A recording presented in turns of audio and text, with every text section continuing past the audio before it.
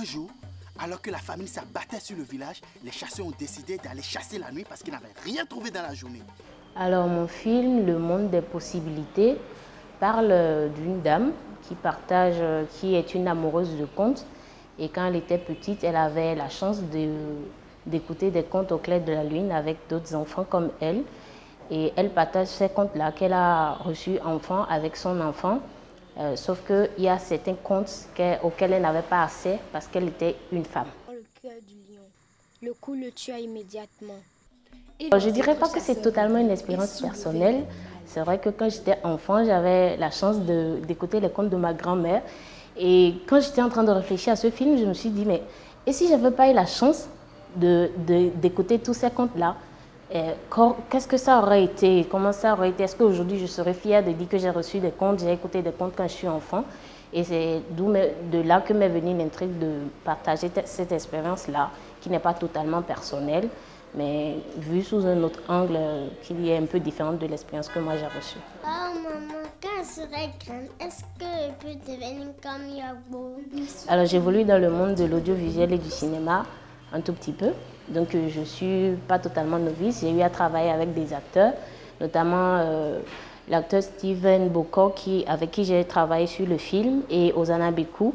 C'est des acteurs avec qui j'ai déjà travaillé. Donc je les ai juste contactés et ils ont été partants pour l'expérience.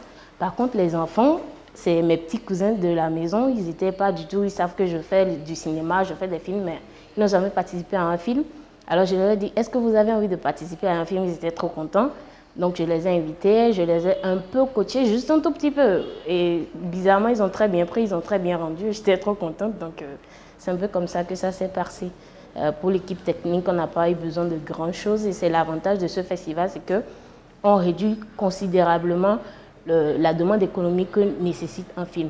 Et donc pour la technique, avec des petits moyens de bord, on a pu gérer. Je disais donc, tout à coup, un lion surgit derrière eux.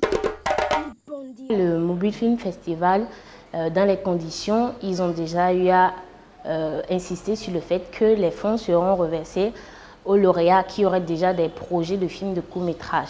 Et c'est l'une des motivations qui m'ont amené à participer au festival, parce que déjà, j'ai un court-métrage que je prépare, sur lequel je travaille encore, parce que j'ai le scénario, mais il me manque justement les fonds pour le faire. Et j'ai ce scénario depuis décembre.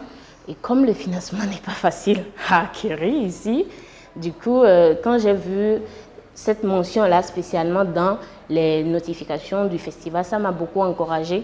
Je me suis dit, je vais peut-être pouvoir donner vie à mon film sur lequel je travaille depuis.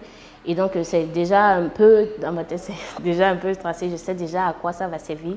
Ça va me permettre de faire mon premier court-métrage fiction en réalité.